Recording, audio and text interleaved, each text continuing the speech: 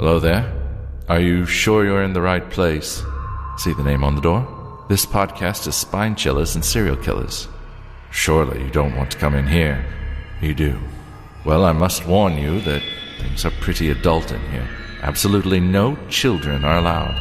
Obscene language, shocking and horrendous stories to chill you to your core, and terrifying tales that'll keep you up at night. The ladies inside aren't quite right. Lovely and hilarious, but very strange. Still want in, do you? Well, you'll get what you're here for. Listener discretion is advised.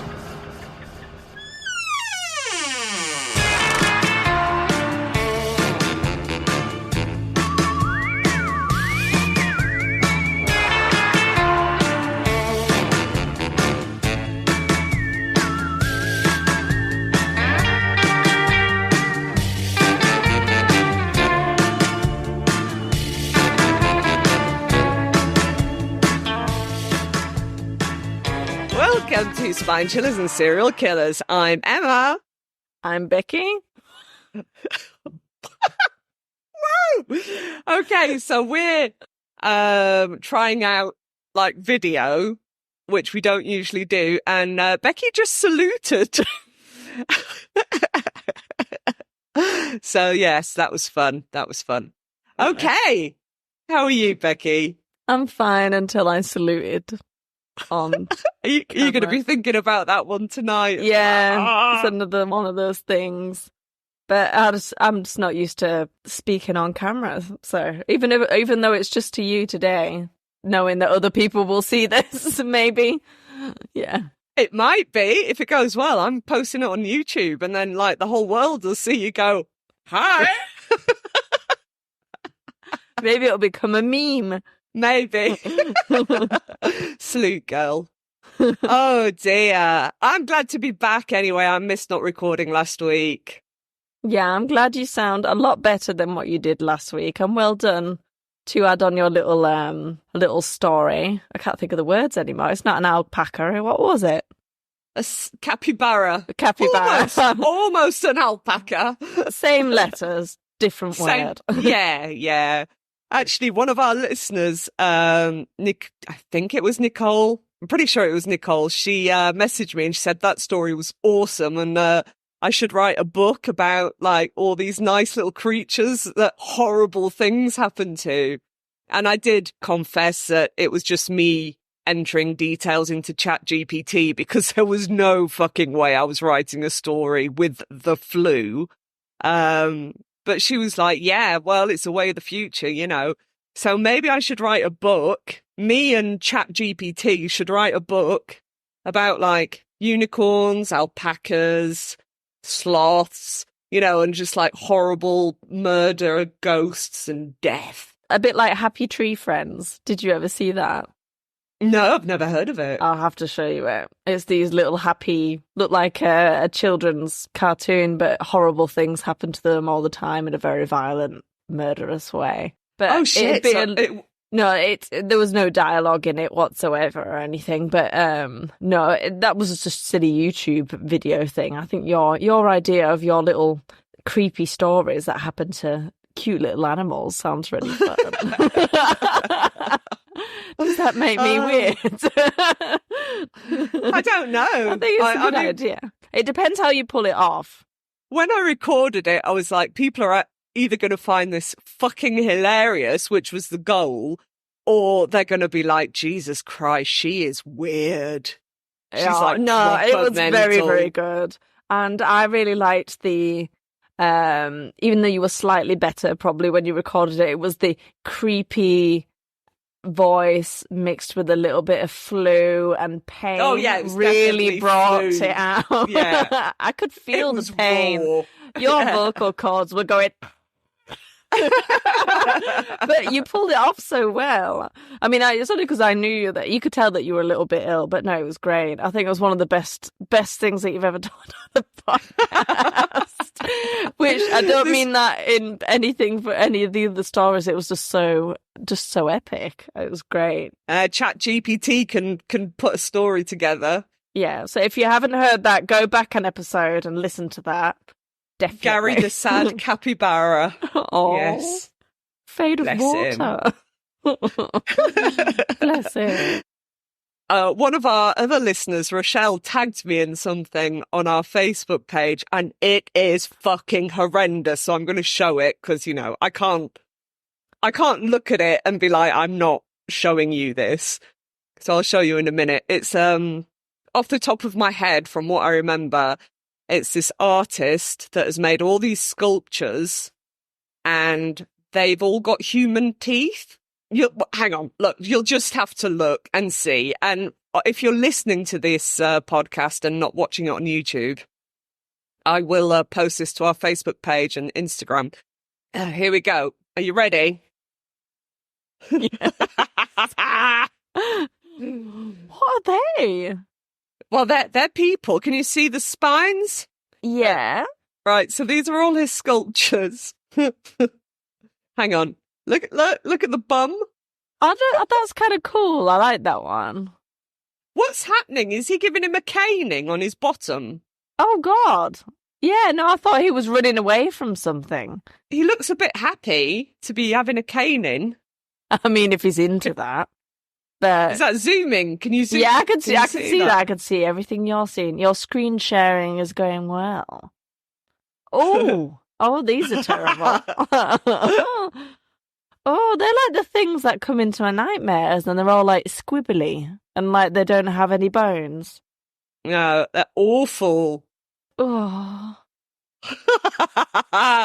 We're doing a close up on the teeth. Why are teeth so terrifying? Oh, God. Why are they so terrifying? Are they real teeth or? Yeah, they're real human teeth. Where's he getting his teeth from? A dentist, apparently. Or somebody said they might be dentures, but I don't know. What do you think of that one? Is that a snail in his nose? Yeah. Oh, fair enough. I just don't think it's necessary. Human teeth. Anything that's not human with human teeth. Have you seen that fish with human teeth? Yes. Terrifying. Awful.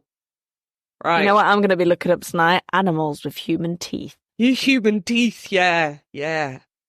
Capybara with human teeth. Oh, no! And then I'll have to look up celebrities with no teeth to make myself feel better. Is that a thing? Yeah, if you look at celebrities with no teeth and they Photoshop the teeth out and it makes them look very funny. If you're ever feeling a bit down, go for that one. I'm going to go and do that. Yeah, 100%. Right. Well, that's all I had to show you, really.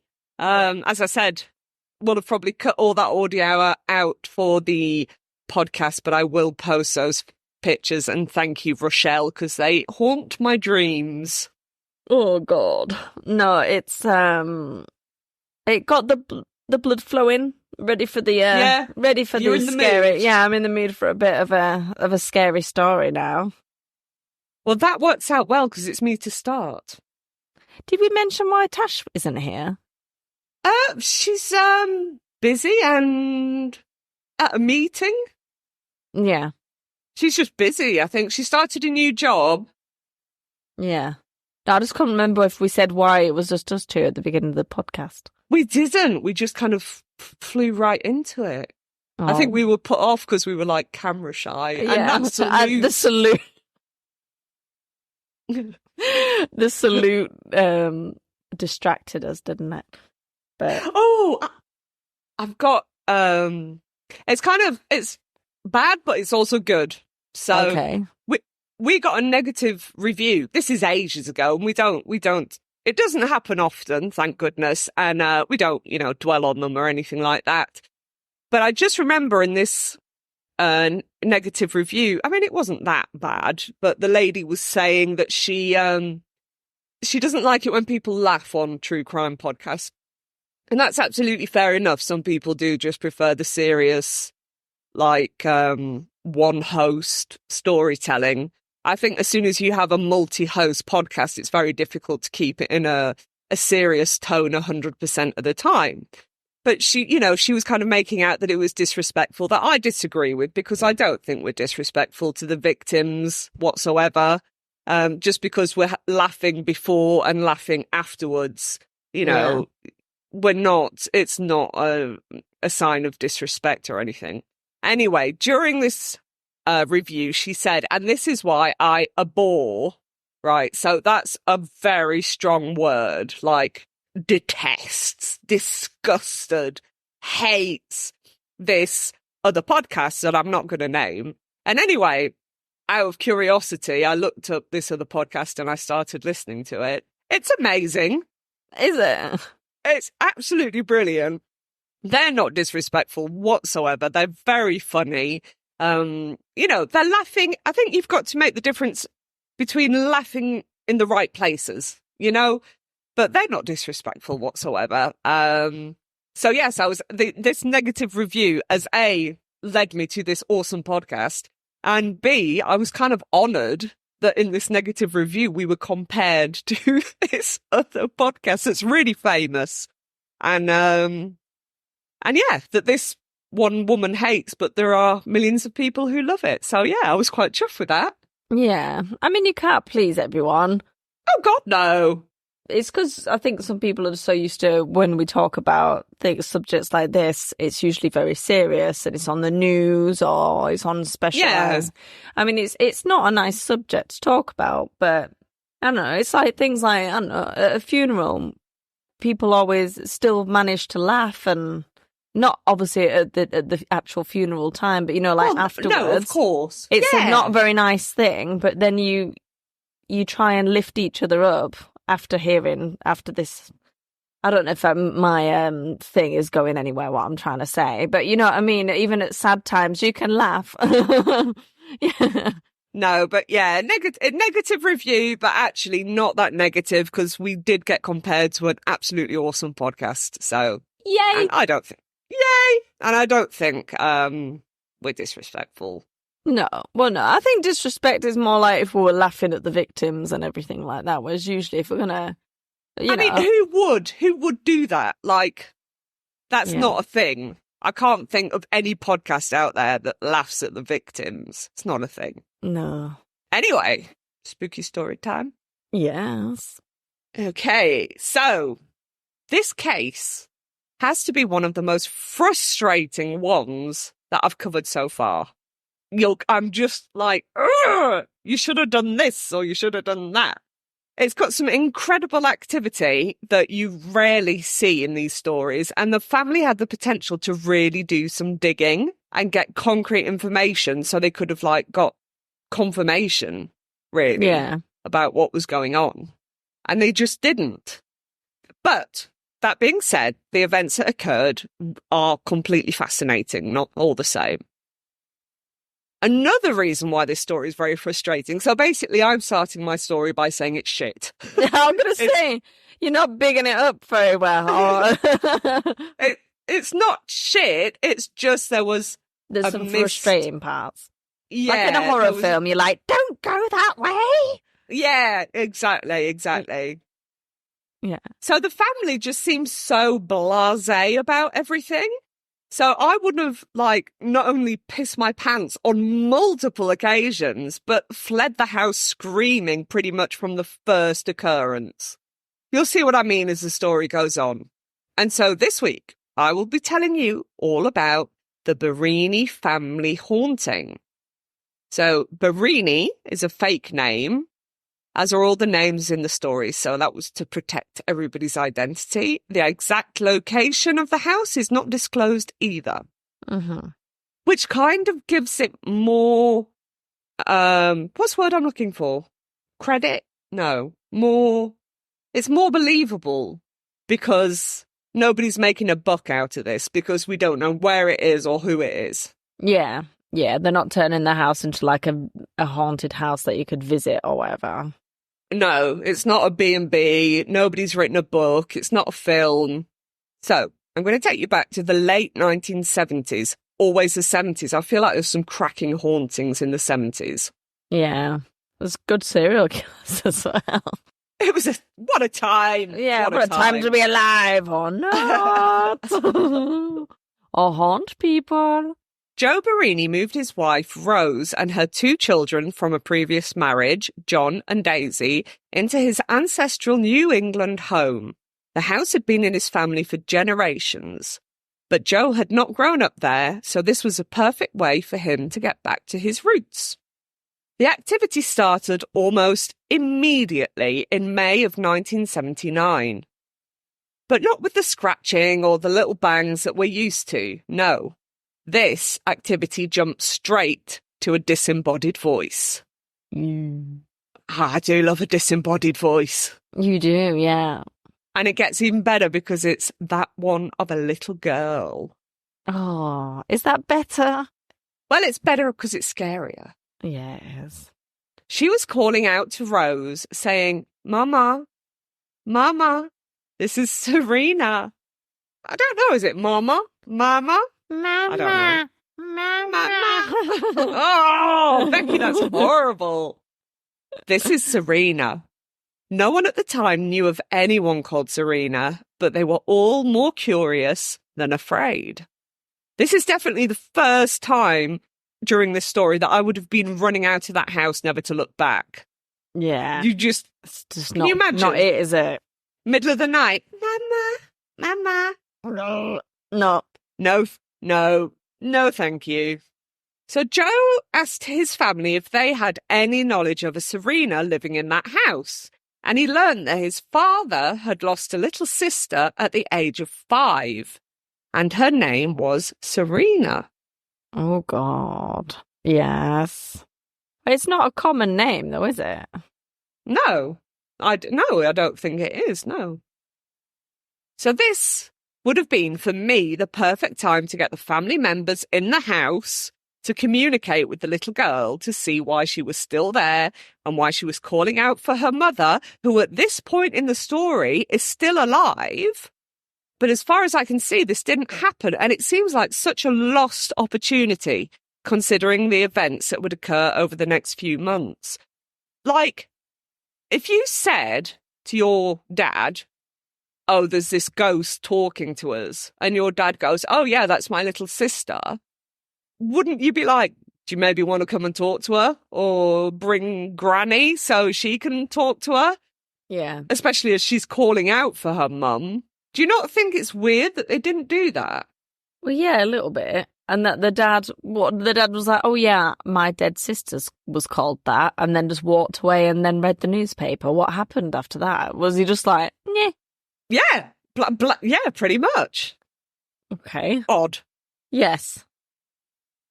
She would call out to the family, so she being Serena, multiple times after that, and it didn't take them long to connect the little girl's beckoning with imminent danger. The first time she was heard was the night before Daisy was due to have her tonsils out. Pretty standard procedure, and yet there was a major complication during surgery which caused Daisy's heart to stop, and she almost died. Baby. The second time Serena called out to the family, Joe's grandma, so Serena's actual mother, had a stroke the following day. Joe was woken up hearing the little girl's voice, only to see his wife, Rose, choking in her sleep. And when he woke her up, she said she was having the most awful nightmare about her ex-husband strangling her.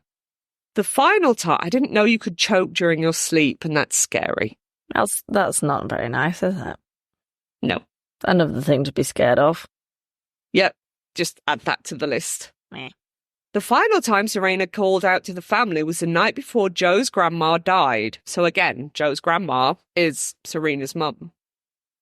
After that, they never heard from her again. It's nice to think that she was reunited with her mother and finally at peace. For Joe and Rose, however, this was not the end of the hauntings. In fact, one could almost think of Serena as a warmer ghost. Oh, I'm getting ready for the big ghost. In March of 1981, Rose was surprised to see a little boy, all in white, walking around the upstairs hallway of her house.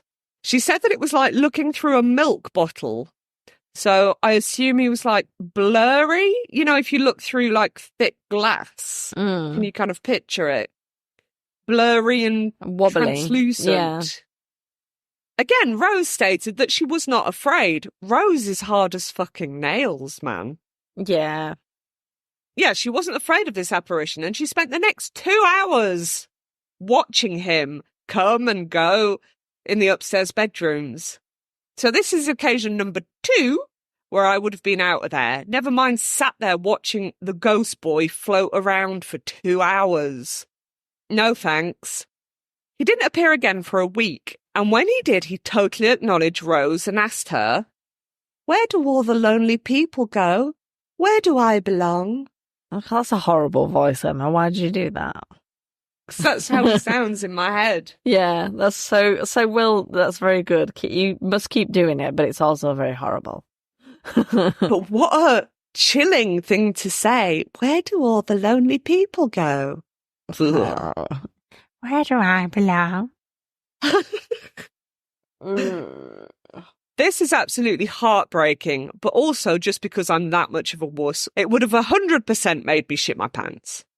Yeah, I think lots of pants would have been shitted by the time we've finished a night in that house. Can you imagine, though? You're just watching this little lad float about your house and he looks at you and he's just like, where do all the lonely people go? Where? Ugh. I'm a bottle. Oh, it's horrible. Joe was the next to see the little ghost all in white. He watched him search for something in the floorboards. Once he disappeared, Joe lifted the floorboards to find a medallion of the Virgin Mary on a broken chain. He assumed that was what the ghost was searching for. The family once more asked if anyone in the family had any idea who this lost little soul could be, and they decided it must be Joe's father's little brother, Giorgio, who had died at the age of 8. So, unlucky family, he's lost a sister and a brother. Yeah, and didn't really think to tell anyone. No, never mentioned it to anybody. I've got loads of dead siblings, hey-ho. I keep getting scared. I've got a dress back there and it keeps making me jump. I'm like, what are you doing? Where do I belong? Where do you belong, dress? In the cupboard! Put me away! I've been on here for 84 years. Put me away, goddamn you. You're going to be warned before you're put away, you slutty dress. Cut that out. No. Negativo. Oh, dear. Okay, so we've decided this little milk bottle boy is Giorgio, who died at the age of 8 and had been buried in his all-white communion suit. But again, Joe's father doesn't come and try and communicate with his dead sibling, which seems odd. And also, why did he have so many brothers and sisters die? 1's a tragedy, 2 seems to be a little bit suspicious, right? Yeah, and he's the only one that survived. He's not actually. There is another one. Oh, he's not. Giorgio had a twin brother. But maybe that's why nobody's coming to communicate with the ghosts, because they're all like, shit, they're back. He's going to tell on me. Yeah. Don't grass. Snitches get stitches.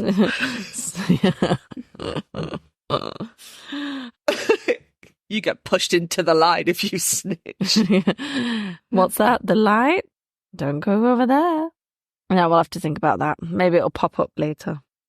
Could the children possibly have met a brutal end in the house? And that's why they remain stuck inside. Sadly, we don't have the answers to anything because nobody fucking asked. Nah. We do have a family that seems cool with having ghost kids in their house without much of an explanation. Over the next few months, Giorgio would appear to both Rose and Joe and even talk to them about Joe's family members. He once stated that only his older brother could help him, so Joe's father, and also accused his twin brother, Joe's uncle, of stealing something from the house. Again, perfect opportunity to get both brothers over to communicate with little Giorgio, and yet nothing. To me, this just adds to the suspiciousness of the whole thing. It was almost like the rest of the family wanted nothing to do with their departed family members. Giorgio must have also begun to get frustrated by the lack of help, as he went from a peaceful spirit to being somewhat mischievous. He started throwing the receiver from the upstairs telephone at the family. Joe thought maybe this was a sign that he should call his parents and talk about Giorgio. But as he tried to explain what was happening, as soon as he mentioned the little boy's name, the phone would go dead. Rose began seeking help from the family's priest, who told her, just ignore the ghost, and he would eventually get tired and go away. Yeah, probably not the best advice, you know? 8-year-olds don't tend to take lightly to being ignored, let alone dead ones. I know. How many times does my 8-year-old go, everybody's ignoring me?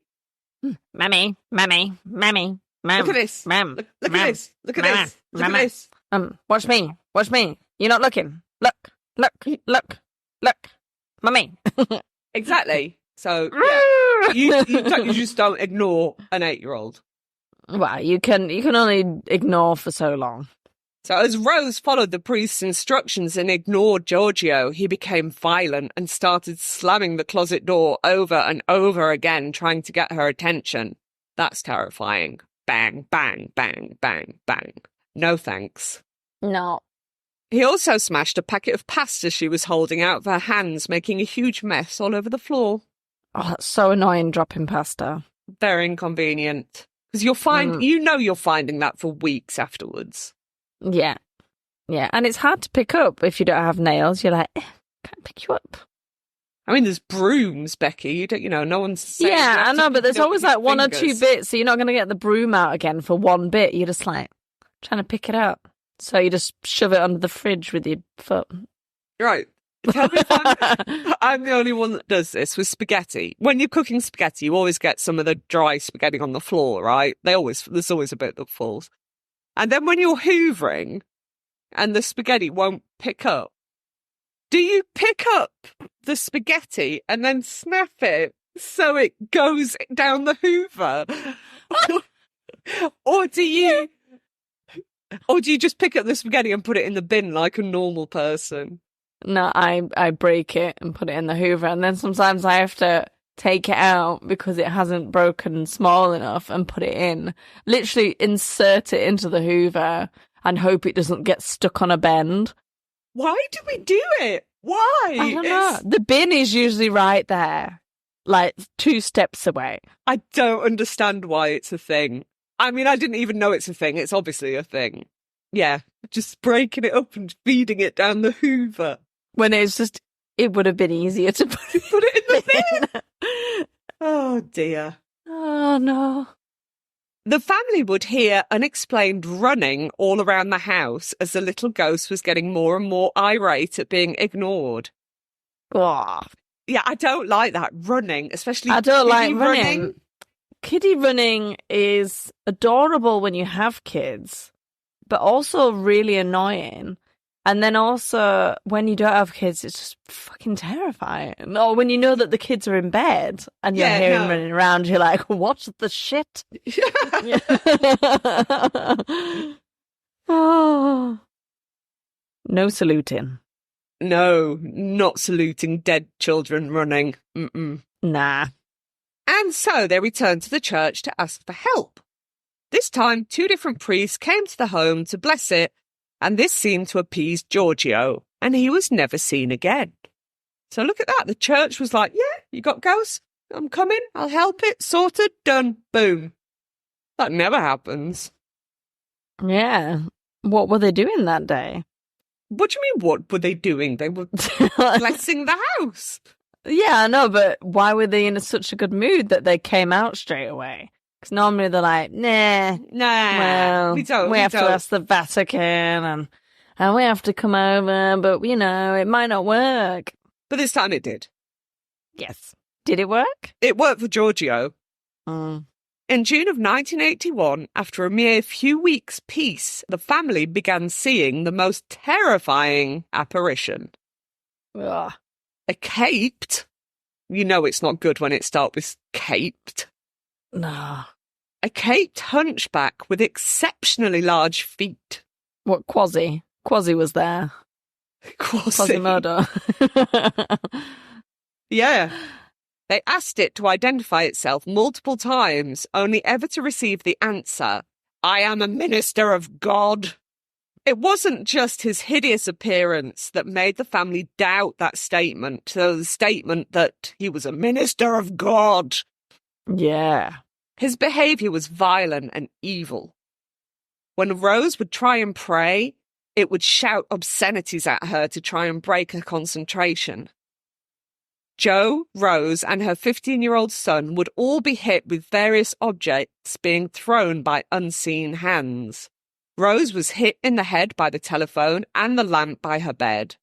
The spirit also had incredible strength and was able to move furniture around the house. A bookshelf that lived upstairs was mysteriously found at the bottom of the stairs, as was the young daughter's desk.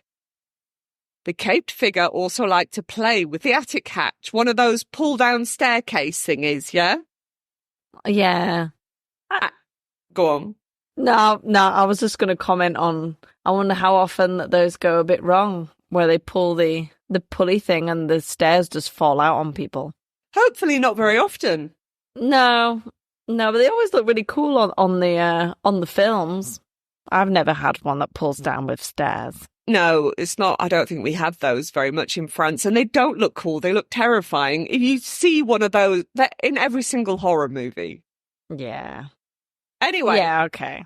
So this minister of God liked playing with the hatch, and he would pull it up and down and up and down, but he would do it so hard that it actually finished by cracking the ceiling.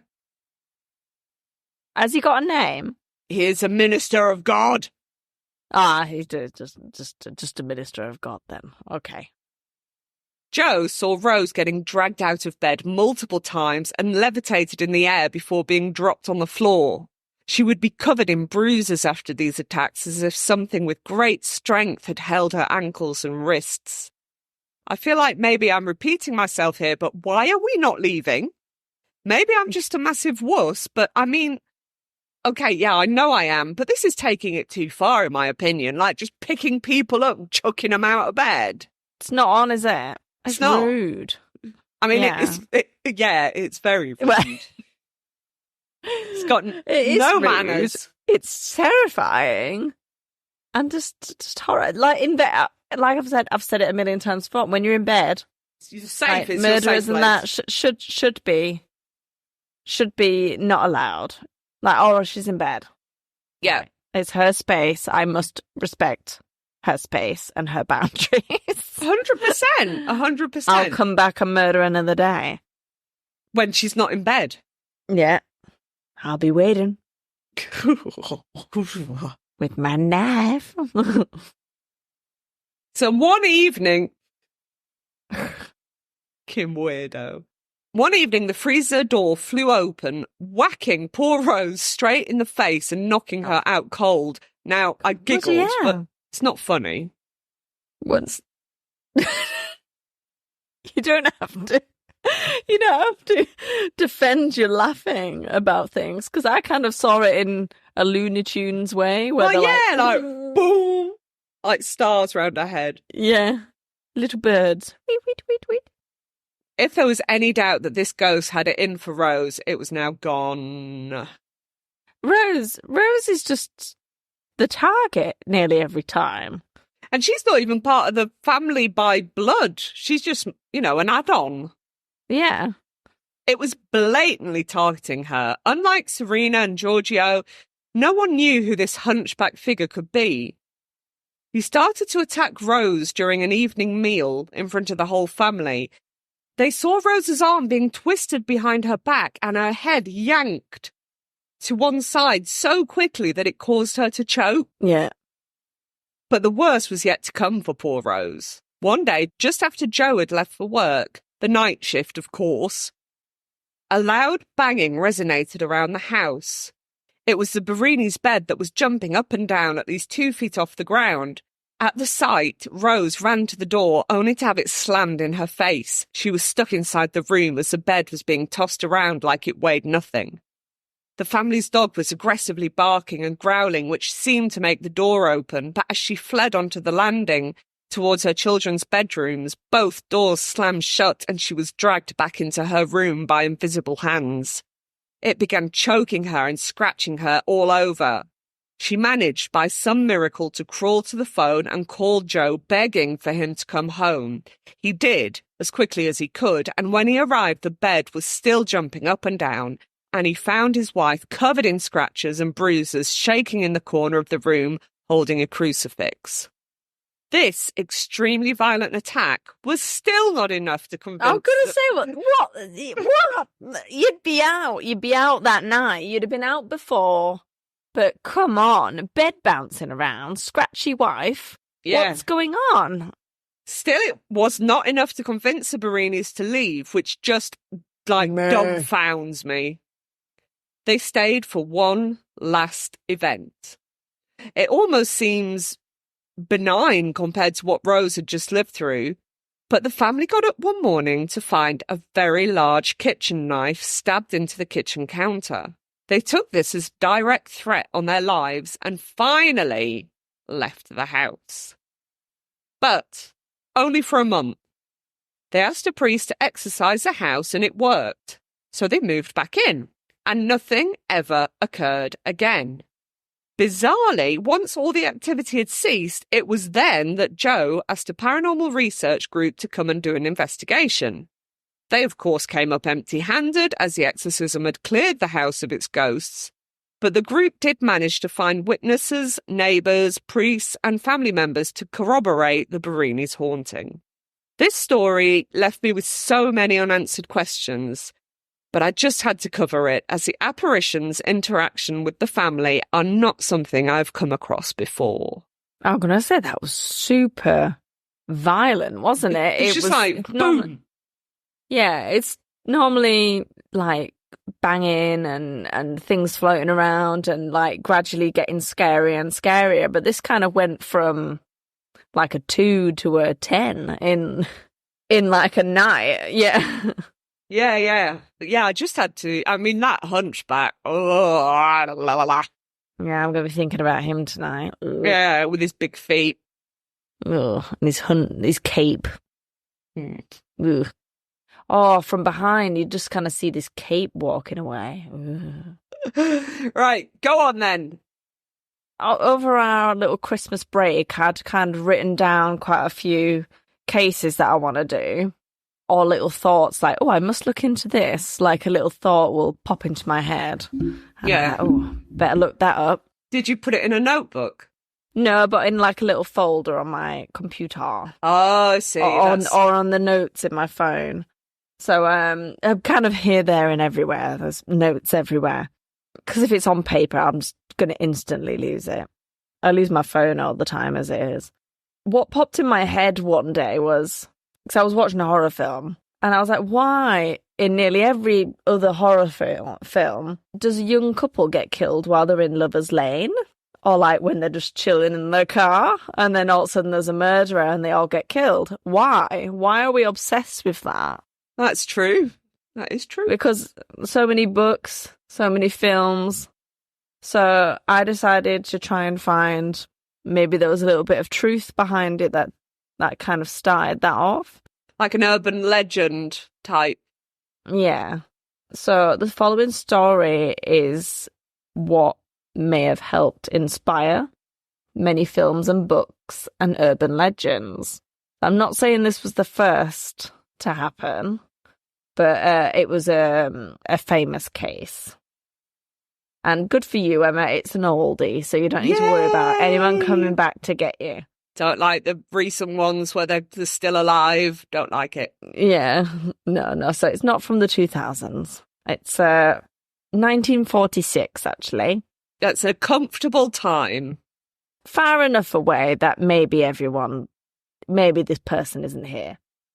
At around 11:45 p.m. on Friday, the 22nd of February, 1946, Jimmy Hollis and his girlfriend Mary Jane Larey,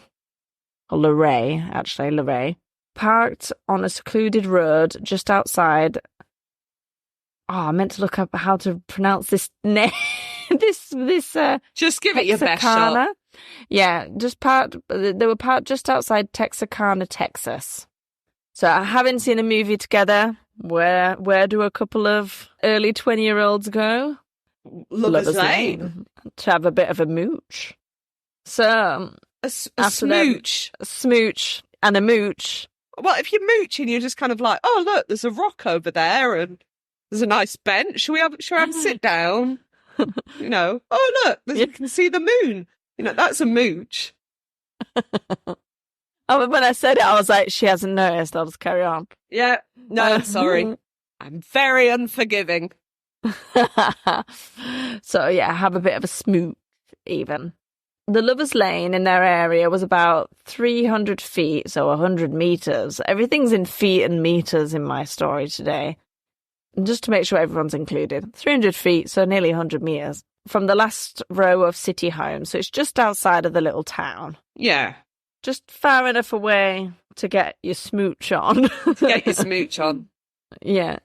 Around 10 minutes after they'd parked, they were both startled by a beaming light coming in through the driver's side window. Someone was stood at the window shining a flashlight into the car. Nightmare. Jimmy, thinking it might be the police, Popo. better get out this car and show them that we're just we're not naked or anything. Yeah, not doing anything, wrong. Just chilling. So Jimmy steps out of the car, and when he kind of looks up, he sees a very sinister-looking man wearing a white cloth hood over his head. Oh, with God, two no. slits cut for, like, eye holes. What, like the KKK type thing? No, not pointy, but almost like a tea towel, but around a hood with eye holes cut out. But I was in scared, slits. and then you said tea towel, and I was like... No, a white cloth. So like KKK, but no pointy. No point. Okay. Yeah. So Jimmy's a bit like, what the hell? Yeah. So he ordered Jimmy to stand at the side, and he ordered Mary out of the car. Then he told Jimmy to take off his trousers. Oh, God, no. Yeah. So Jimmy was a bit like, what the hell? Kind of bent down, and that's when the guy in the hood got his gun out and smacked Jimmy over the head. As he did so, Mary heard a very, very loud pop. Shit. And she thought that he'd been shot. Then the attacker turned to Mary and said, "You run away now." So she starts running towards a ditch, and he said, "No, don't run that way. Run that way towards the road." Bossy? So, yeah. So, well, she did what she was told. She started running. You would. As Mary's running for her life up the road after just seeing what she thought was her boyfriend being murdered, she eventually sees a car that's parked at the side of the road, and she goes to see if there's someone else sat in it. No one's in the car. So she lifts her head up from looking in the vehicle and turns around, and white cloth man is stood right behind her saying, "Why are you running?" Oh, no. But nightmare, turn around, oh my God, he's right there. Like in a horror film when the music goes wink, like that. That's how horrible it is. Horrible.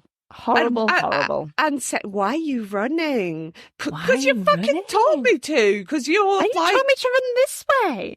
Yeah. Jesus. Oh, no, I don't like it. Trigger warning, as always, with my stories. He asked her why she was running, and she said, "You told me to run. You told me to run. That's why I'm running." In a panic. He called her a liar before knocking her down to the floor and sexually assaulting her with the barrel of his gun. What? Horrible. Jesus. Mary, then when he'd finished, he just ran away. And then she ran to nearby houses to call for help. Yeah. So she's she's not okay, but she's alive. Yeah. Yeah. What so about she had Jimmy? to run for quite a long time. She ran for nearly a kilometre to a nearby house. So she woke up the people inside, who then phoned the police. Meanwhile, Jimmy hadn't actually been shot. He regained consciousness and managed to flag down a passing motorist, who also called the police. Within 30 minutes, sheriffs were on scene, but the attacker had obviously already left by then. Mary was hospitalised overnight for a minor head wound, and Jimmy was hospitalised for several days to recover from multiple skull fractures. So that pop that Mary heard was actually Jimmy's skull breaking as he was being hit on the head. Fucking hell. And that's why it was so loud, because it was just his skull cracking. Absolutely horrendous. So police came and interviewed them. They both agreed that the assailant was around 6 feet tall, but obviously they couldn't get a good look at him because they were scared out of their minds. He had a hood over his head and it was dark, and he was shining a flashlight in their eyes for the beginning of it. Yeah, they didn't really get a good description. They kind of disagreed on the ethnicity of the person, because Jimmy said that he looked quite dark, possibly African American, whereas Mary said no, he just could have had a tan. Yeah. They didn't know. They just didn't get a good enough look at the attacker. Law enforcement were actually complete dicks and challenged Mary's account of the attack, believing that they knew who their attacker was and they were just covering for him, why? And then also, they did it in like a victim-blaming way. I don't know. I don't know what they were thinking. That makes zero sense. Zero sense. They were like, hey. Almost as if like, oh, what were you doing in Lover's Lane? It's your fault. Yeah, no. Young people out late at night, even though he was 25 and she was I think she was 19. So, they were adults. Yeah. Yeah. Mary actually moved away from the area because she was so traumatized about what happened. And then also the police were just being assholes about it and be like, you know who it is. Tell us. That's so weird. Very odd. Very, very odd, like you say. Jimmy Hollis was trying to tell police, look, we don't know who attacked us, but I've got a feeling that whoever he attacks next is just going to kill. He's not going to let them go. And he would not be wrong. Oh, God. On the morning of Sunday, the 24th of March, on US Highway 67 West in Bowie County, a local lorry driver saw a car parked just off the road. It's on another lover's lane, but they were really parked close to the main highway. He decided to check on the motorist to make sure that everything was okay. The lorry driver thought that maybe they'd stopped the night before and just maybe slept in a little bit too long, and just in case, it's not very good having a car parked so close to the main road. Mm. So when he approached the vehicle, expecting to see maybe a little bit of a hungover person in the driver's seat, he saw a man called Richard L. Griffin, who was 29 years old, slumped in the driver's seat with 2 gunshot wounds to the back of his head. Oh. In the back of the vehicle, wrapped in a blanket, was the dead body of Polly Ann Moore, who was Richard's girlfriend of 6 weeks. She was only 17. Oh, shit. Yeah. Baby. I know. A blood-soaked patch of earth near the car suggested to police that maybe they had been killed outside of the car and then placed back inside. The investigation was compromised by overnight rain and a crime scene that wasn't locked down by law enforcement, because this is the 40s and they didn't really do that back then. Yeah. That also allowed curious locals and oblivious officers just to walk all over the crime scene. It's like, everyone, round up, come and look at the crime scene. Come and look at this blood and put your footprints in it. And yeah. Although a .32 cartridge was recovered at the scene. So yeah.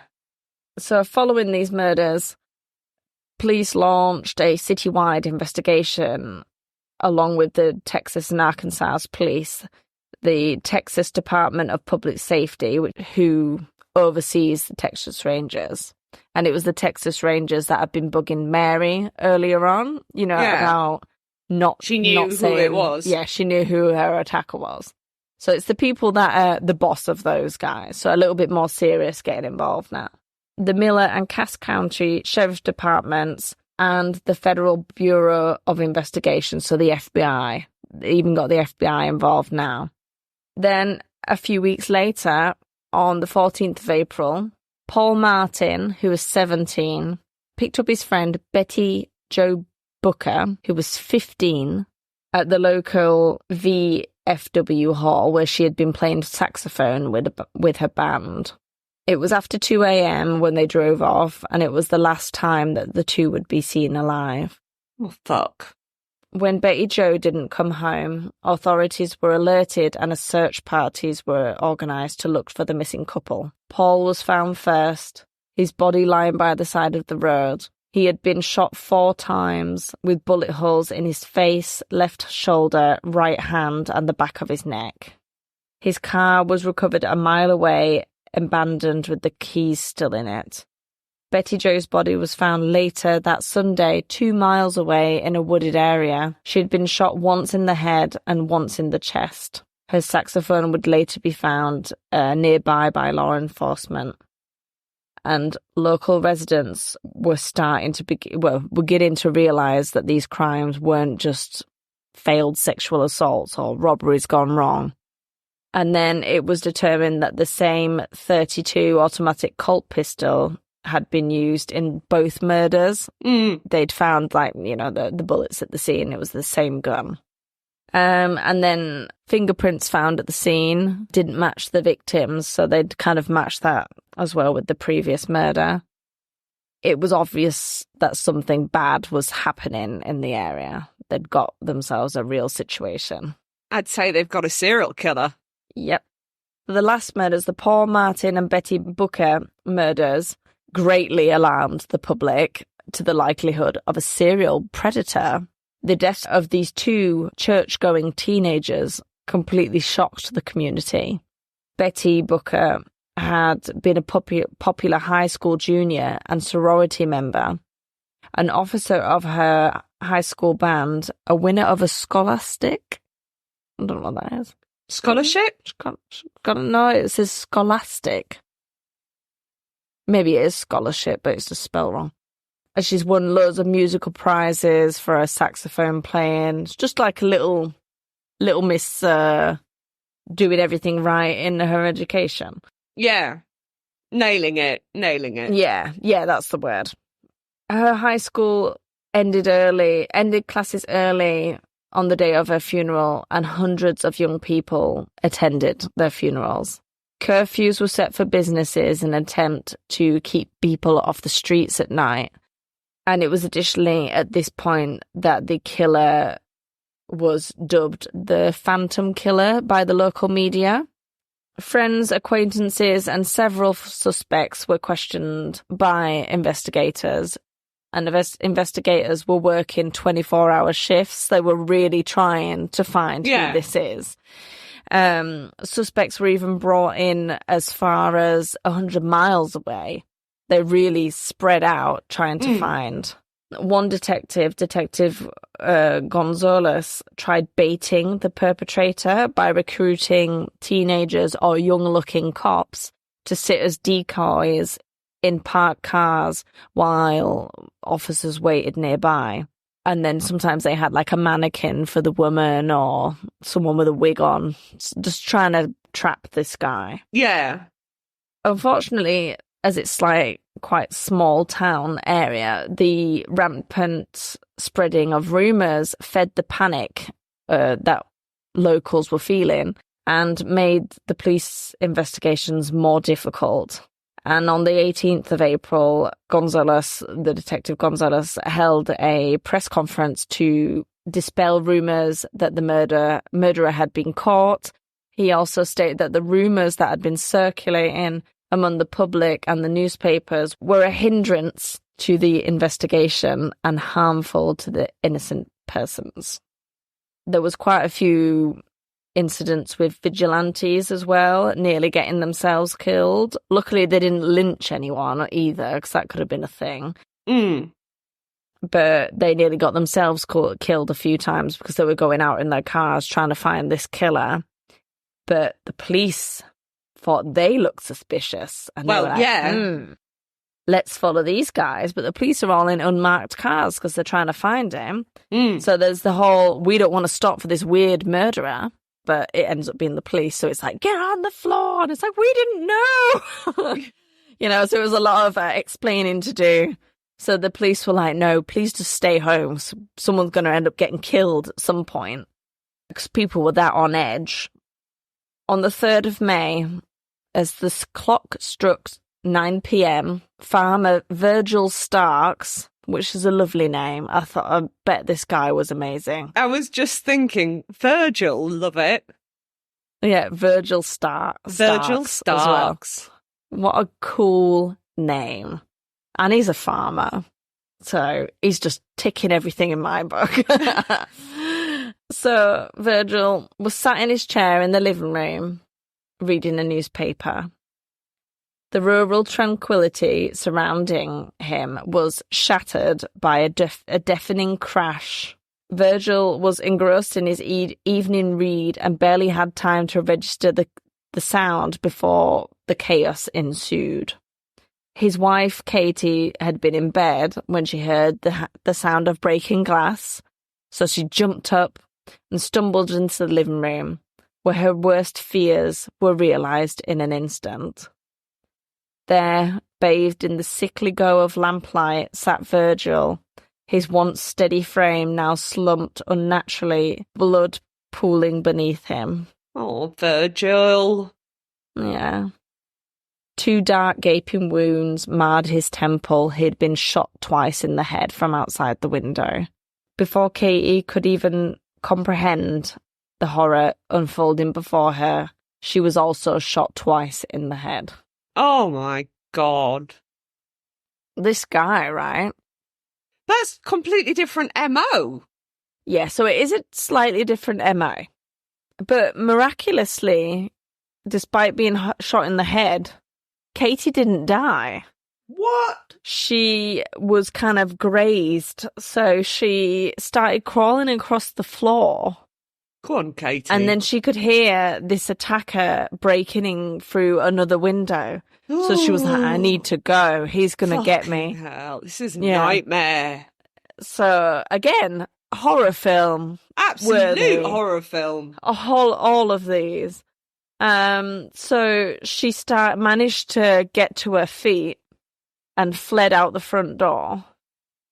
She ran barefoot across the street to the home of her sister and brother-in-law, but no one was home. Oh, so fuck. She managed to run a little bit further along to a neighbour's house, and she managed to gasp, Virgil's dead, and then fell to the ground. She was rushed to a hospital and survived. And also the neighbour, the way that he alerted his neighbour was to fire like a warning shot in the air. So I wonder if they'd if anything happens, I'll fire a warning shot and you've got to come and see what's going on. So it's the most American thing in the world. Poo poo. But that's kind of cool, though. Oh, yeah, super cool. I bet he looked and felt very cool doing that. I reckon he deserved to feel cool. Yeah, absolutely.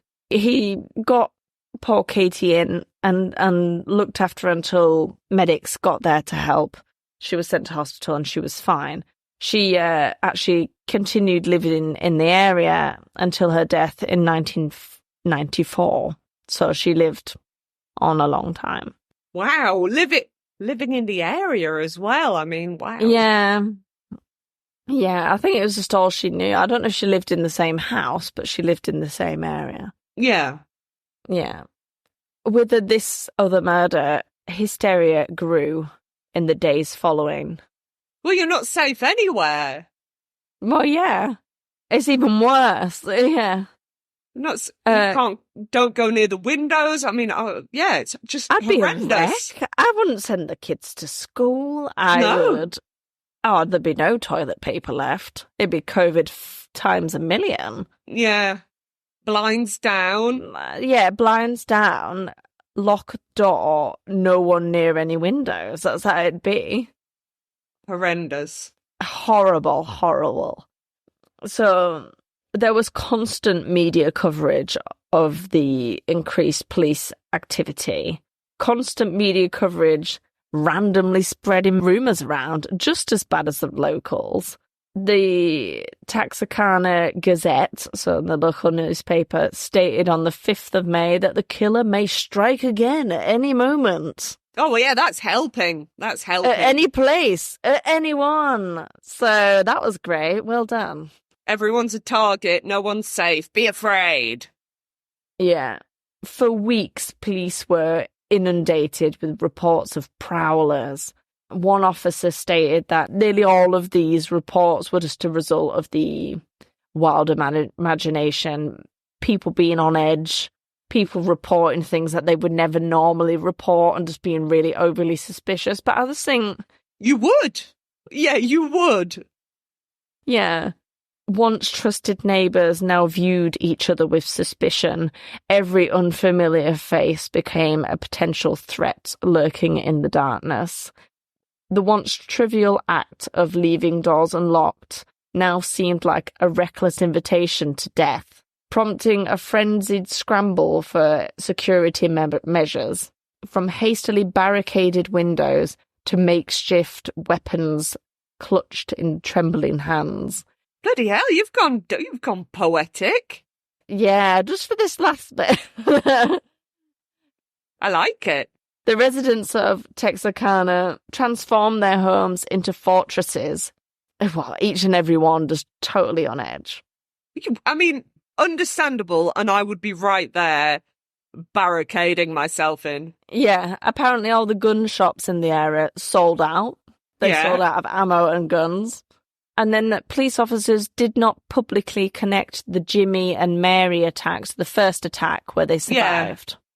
They didn't officially connect those to the murders until the 11th of May, the day after Texarkana Gazette published an interview with Jimmy. Right. Because Jimmy was like, what the fuck? We've been trying to help since the beginning and they're not listening to us. They keep saying that we know who attacked us and we've told them no. No, so that's when Negativo. They were like, oh, I suppose. Yeah, negativo. That would never not be funny. No, why did I even say that? I don't know, you just came out with it one day, you're just like, negativo. So, throughout the investigations of the Phantom Killer case, almost 400 suspects were arrested. I'm going to yawn. Sorry. Mate, you yawn. Are you going to yawn? No, I think I'm good. I think that means you don't have empathy for me. You're not empathetic. It's because I'm thinking I'm going to have to fucking edit that fucking yawn out. Fucking bitch. Yawning bitch. So, who did it? But I don't know. I'm waiting for you to tell me. Well, I'm not going to give you much of an answer. Oh, because no one has officially been named. There are many suspects, so I'll go through the suspects that we have. Okay. And then you can kind of give me your theory on it. And I don't like cold cases. It's definitely worth covering this one on the podcast. But yeah, so here's the first suspect. So a guy called UL Swinney. So UL Swinney was a 29-year-old car thief. He was arrested in July by police because they were investigating the car thefts in the area.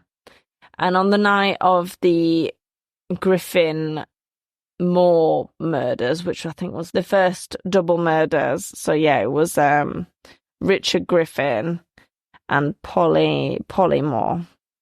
She was in the back of the car, wasn't she, in a sheet? Yeah, in a blanket. Yeah, that's the one. So yeah, on the night of murders, a car had been stolen in the area and had been later found abandoned. Yeah, so they managed to find this car that had been abandoned. They couldn't find UL, but they managed to find his wife, Peggy, and they took her in and was trying to find out more about these car thefts. And then Peggy would end up admitting that actually her husband, UL Swinney, was the murderer that the police have been looking for. Peggy? Naughty. But just be like, oh yeah, I'm just gonna give throw you him all this under the bus. information. The police thought that her story was not quite finished, like she was trying not to incriminate herself. Okay. So they were trying to verify her version of events because some of it really correlated to the evidence found.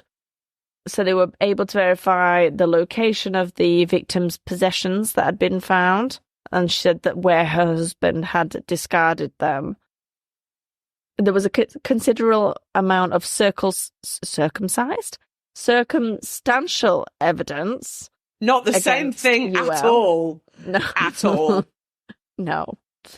But Peggy's confession was the most critical part of the evidence against UL. But then Peggy would later recant on her confession and was considered an unreliable witness and would not be compelled to testify against her husband because it's one of those things where you don't, if you're a wife, you don't have to. Yeah. Law enforcement officers worked for 6 months trying to validate Peggy's confession and tie her husband to the murders. And they found out that on the Booker Martin murders, so that's Betty murders, they were both sleeping in their car under a bridge near San Antonio. So UL Swinney was never charged with the murder and was instead tried and imprisoned as a car thief. Yeah. So, sorry, he and Peggy were sleeping in a car under a bridge? Yeah, somewhere else. They had proof that they were nowhere near when the other murders were done, and they had definitely linked those two murders. It was the same gun.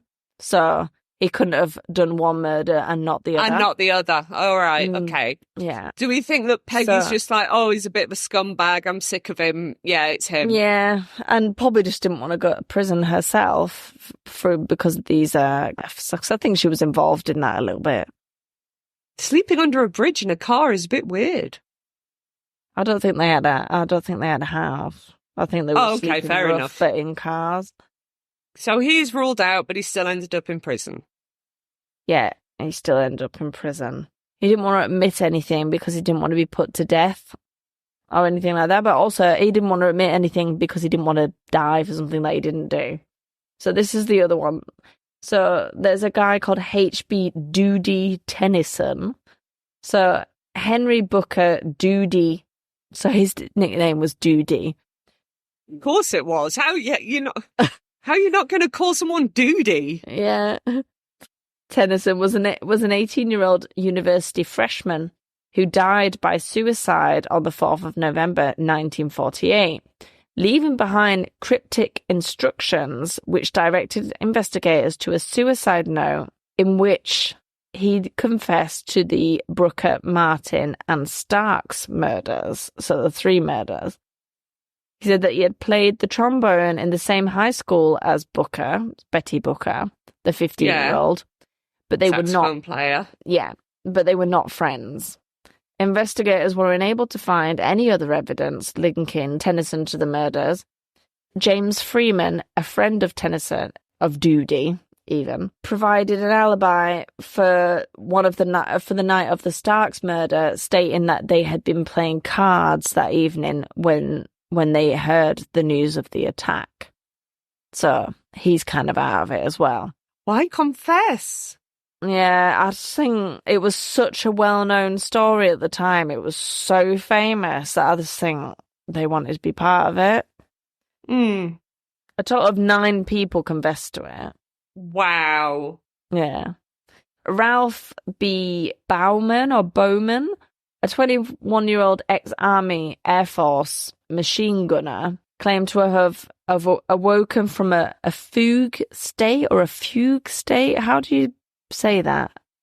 I don't know. F-U-G-U-E. Fugue? Fugue. Fugue? Fugue. I don't know. Why did you write like that? that was from this part here was mainly from Wikipedia because Okay. Wikipedia and your fancy words that no one can pronounce. So he was in like a state where he blacked out for several weeks, apparently. Wow, that is a big blackout. Yeah. He said that he woke up on the day of the Starks murders, that's the last murder, with his rifle missing. He said that he heard about a suspect matching his description and hitchhiked to Los Angeles, feeling that he was running from murder. And on the 23rd of May, he told Los Angeles police that he thought that he might be the Phantom Killer. I am my own suspect. That was a weird thing to say. Ominous. That just sounds like someone trying to get attention as well. Mm. I mean, if there's 9 people that have confessed, that is a lot of attention whores. Yeah. Police arrested him because why wouldn't they? And well, yeah. When Gonzalez, so the detective on the case, came down to see him, and he said that several parts of the man's story just had very little basis in fact and didn't match up to the evidence found. He had actually been discharged from the army for being a psychoneurotic.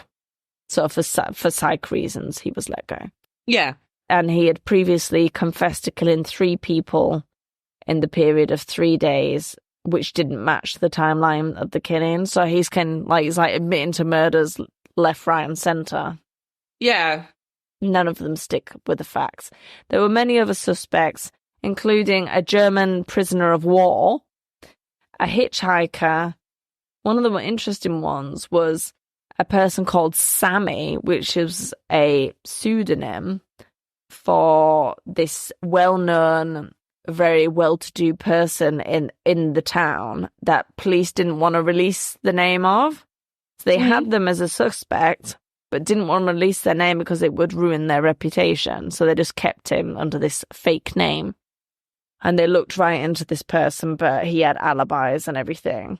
So that one was the most interesting one to me, because that sounds like someone, because of the status of whatever it was, has managed to get away with it. Yeah. But then maybe whoever did it died, because no other murders were committed after this.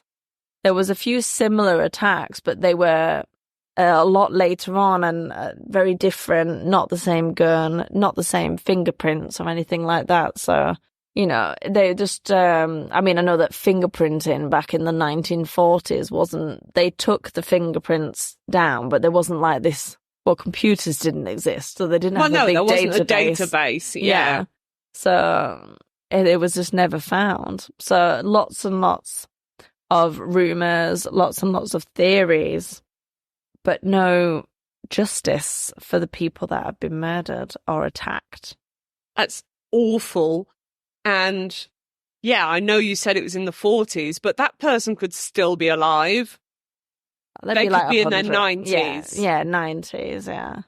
Yeah, so 90s or even their still 100s. Alive. Yeah, potentially, but for me, they either moved to somewhere completely different, or they could have died or something. You don't just under 2-month killing spree and then stop. No, I find it difficult to believe that there weren't other murders, especially with that last one being such a change in MO. You know, I'm sure there, because again, we're talking about the 40s. You know, the police probably didn't communicate brilliantly with each other. No, it was all in the same town kind of thing. I know that was all in the same town, but with elsewhere. Yeah. So, I'm not convinced that was the end of it. I mean, possibly not. And that's how Bundy wasn't caught for ages, because he kept moving around. Kept attacking people in certain places because they just didn't speak to each other. If we're talking about America, it's huge, Well, it's like bigger than Europe, isn't it? Right, it's very, very big. And then if you think that if just in the UK, if someone did a murder in the north and then the same in the south, that's still another end of a country. It wouldn't systematically be connected, no. No. And then think how many times Britain you can fit the UK into America, and it's just mental how massive. Yeah, I can see why they don't all speak to each other when you think of how many murders there are. So, yeah. Well, yeah, because what's saying that there wasn't another killing spree somewhere else and then another killing spree somewhere else, but he was changing MO and, like the hood thing, that only popped up once, didn't it? I mean, I suppose everybody was dead, so they couldn't exactly say, but... Oh, no, Katie survived. Yeah, she was shot in the head and then she ran out, so I don't think she'd get a good... She didn't get a good look at the killer. I mean... it could all be the same person apart from the last one. That could have been like a copycat person wanting to be famous and just shot someone through the window. Or it could be the same person who just slightly changed their MO because no one was out at night anymore. So Did they find the bullets on the last murder then? I don't think it was the same gun either. So some people are saying that the last murder wasn't the same person. Oh, so that's why the MO changed. Yeah. Whereas police believe they were linked. So, but then again, police in the 1940s.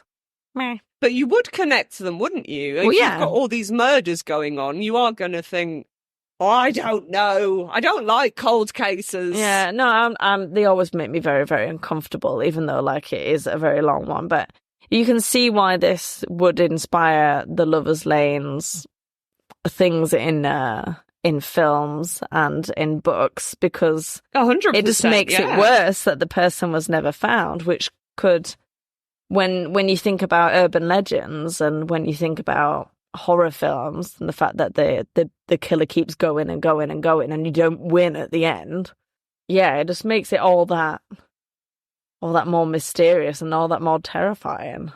Yeah, horrible. And I feel really bad for Mary because they were all, like, unsympathetic. She went through this traumatic thing. Yeah. And everyone was assaulted. Like, well... Thought her boyfriend got murdered in front of her. And they were like, you know who it is. Is it not a boyfriend of yours? Yeah, who assaulted me with a gun. Yeah. Yeah. Wow. Yeah. Great. Well, thanks, Bex. No problem. Oh, another thing that I found out about this podcast. You know, I was saying that I listened to this podcast. Do you know how they finish their podcast? Keep it weird. Oh, do they? I have lots of podcasts finished with "Stay safe." Yeah, do they? Yeah, because now I'm like, safe. Oh my god, does it sound like I stole it? And I didn't. I didn't steal it. Well, if we said the exact same thing as someone else, that's why it took us ages to figure out, because we were trying to figure out something that no one else does say to our knowledge. And they say it. Well, keep it weird is something that you'd say at the end of a true crime podcast, like, oh, stay weird, people. Yeah, Yeah, but we we have to say three things because there's three of us. We all have to join. There's three in. of us. Yeah. Yeah. I mean, I was like, what else could I say? Continue being bizarre. It doesn't have the same ring to it, does it? Continue being bizarre. Being Kill us not, other people in. Negativo to killing. Negativo on the killing. Negativo on the killing. Right, no, I think we've just got to keep saying what we've been saying for the past 4 seasons. Yes. Our 100th episode is coming up fast. Oh, this is God. the 9th. What? Yeah, I know. I think this is the 91st. Oh, wow. I know. We might have to, like, try and plan a little summit special. We'll have to forward plan and try and get this done. Be a bit more organised. Oh, I mean, we are brilliant at forward planning and being organised. As Christmas and Halloween. Halloween proved, yeah. I've got a few good stories for Halloween that I'm keeping for Halloween. For next year. You'll have to remind us that actually when we record, it will come out at Halloween. Yeah. Yeah. Yeah. It's that because I'm like, oh yeah, we'll do that for Halloween. I was like, oh well, Halloween's tomorrow and we haven't recorded, and it takes like days for the podcast to be edited. So yeah, that's not going to happen. Yeah. Yeah. Yeah. Right. Shall we pop off? Yep. Right. So hopefully you enjoyed this episode. If you did, we would really appreciate a rating on Apple Podcasts or a review. That would be even more amazing. You can also rate us on Spotify. Don't hesitate to follow us wherever you're listening so you get updates whenever a new episode is released. You can contact us on all our social media at SCSK_podcast or find us on Facebook just under Spine Chillers and Serial Killers. You can also email Becky with any of your ghost stories, true crime suggestions, anything really, even if it's just to say hi, and that's at chillers.killers.pod yeah at gmail.com. Whoop whoop. There we are. Whoop. Yeah. Let's go. Right. Let's depart. Yeah. Let us depart. Stay safe. Killeth not. Stay safe indeed. Yeah. Don't kill other people, please. And keep it weird. Bye. Bye. Bye.